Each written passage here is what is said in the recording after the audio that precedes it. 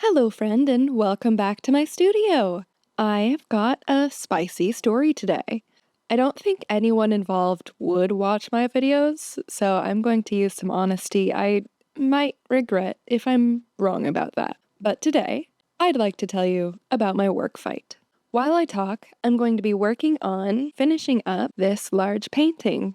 If you like what I paint, go ahead and subscribe to see how it turns out and join my newsletter to hear when I put it up for sale. But without further ado, let's get to the story. So, it all started on my second week back at the denture clinic.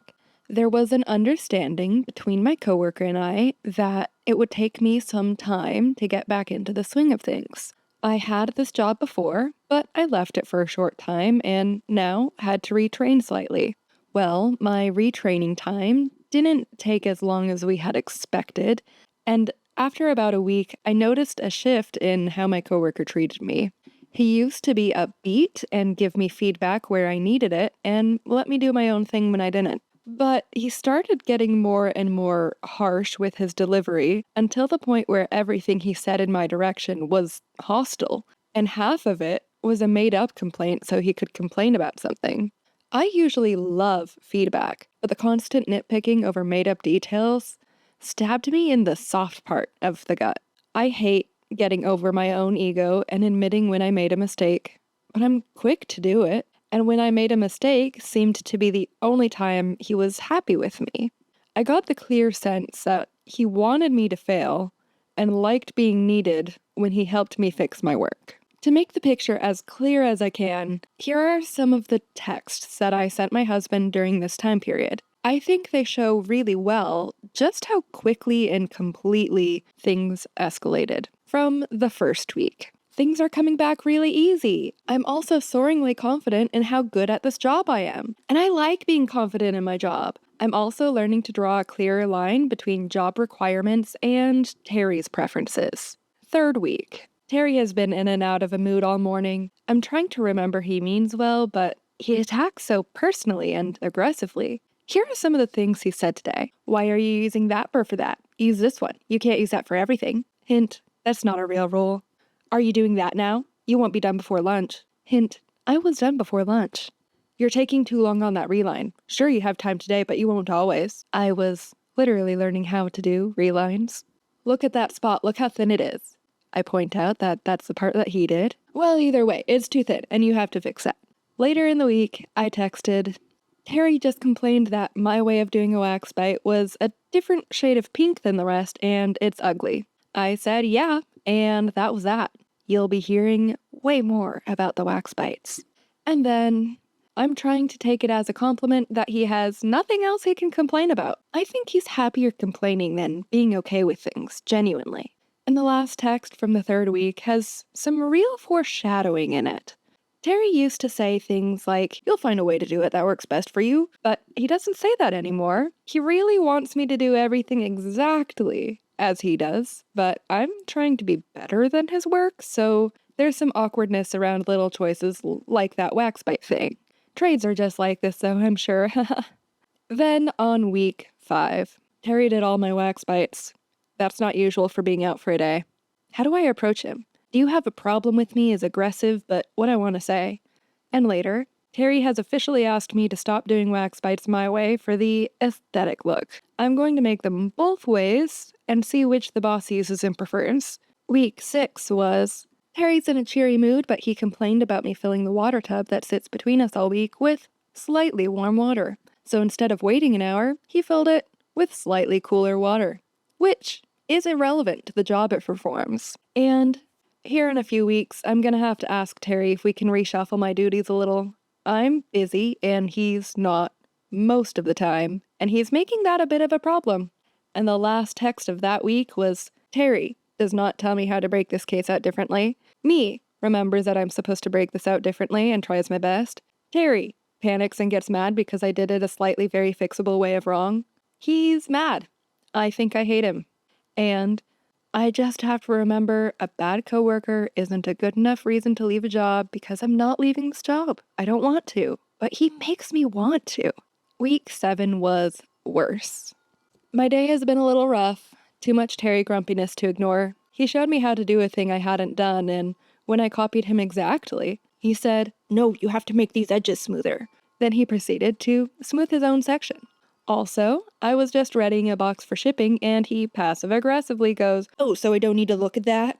And I groveled and said, "No, you do. I'm just preparing it." And when he looked at it, which, by the way, isn't actually a necessary thing, he found some cosmetic, unimportant thing that never mattered before, and he made a big deal over it. He's just like this. Lena comes down for a pan, and he stands up to go talk to her about what she's grabbing and why she's messing with his pans. And when he gets mad, he's the worst to be around. I feel like if this keeps up, which I expect it to, I'll have to talk to the boss about it. Just a general conversation about who exactly my boss is, so I have more authority or submissiveness as required.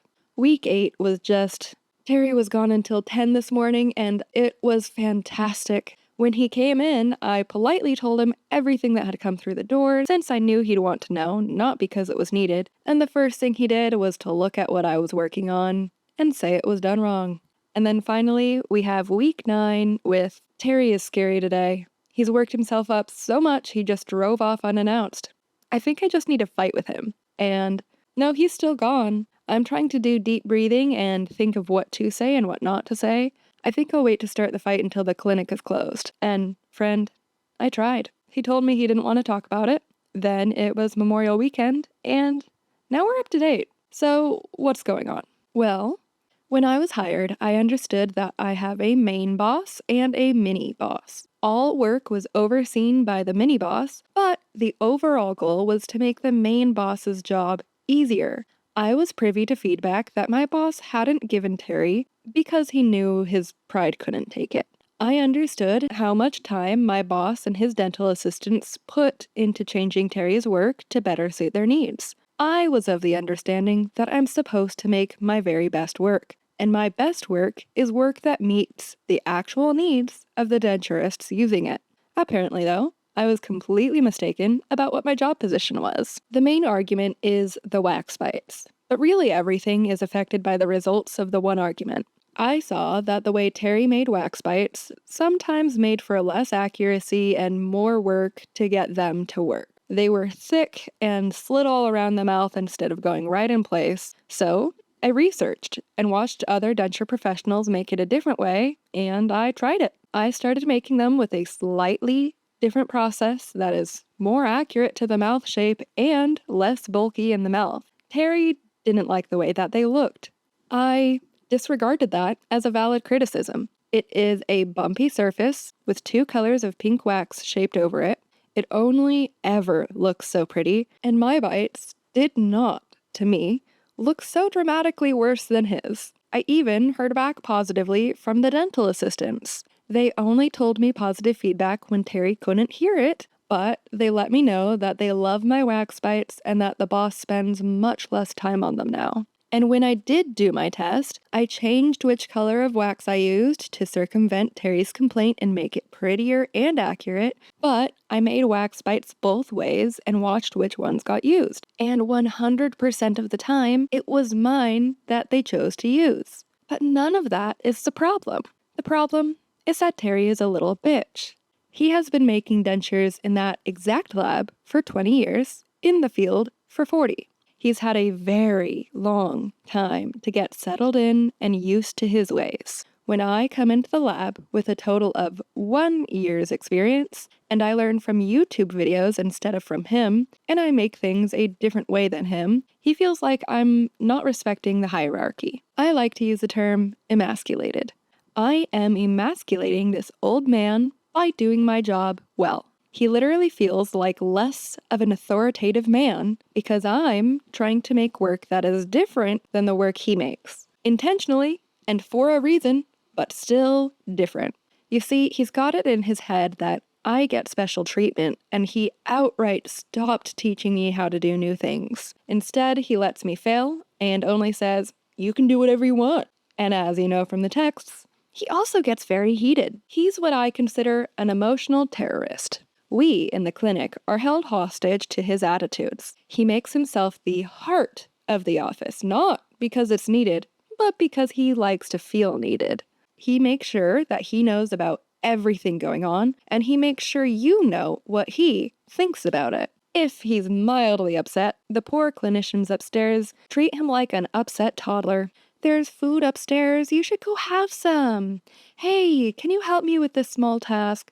Oh, thank you, Terry, what would I do without you? That kind of thing. And here's where I truly misunderstood my job position. I thought that I was hired on to make dentures the best I could to the specific preferences of the leading doctor. But it turns out my job is to cater to Terry and make sure his feelings don't get hurt while I help him make dentures. It doesn't just mean making things his way. That's bad enough, but no. It means accepting all of his mean-spirited criticism with humble gratitude. When he jabs out, "That's too short, I need more room," on a model he trimmed, I'm supposed to say, "Okay, I'll do better next time." That much hasn't been explicitly stated, but that's because my boss has an allergy to full conversations. It actually went down like this. The previous week, Terry had stormed out of the building for an hour in frustration, and I tried to have a conversation with him about it at the end of the day. He told me that he didn't want to talk about it right then, leaving me with all my pent-up energy and nervousness to stew over the long Memorial Day weekend. When we came back on Tuesday, he opened up the conversation again. I was 2 sips of coffee into the day, the first day of the week, before it turned into a fight. I couldn't get my ideas across in words. I said what I knew, and then we quickly got into hostile territory, and he started using emotionally manipulative tactics, and I've lost all of my ability to succinctly call that shit out and continue talking. Now, I just shut down and don't even know how to start approaching the ways in which his points are wrong. I've rarely done it, but the last time that I was faced with such thick, obvious manipulation in an emotionally loaded conversation, I just started agreeing with whatever he said.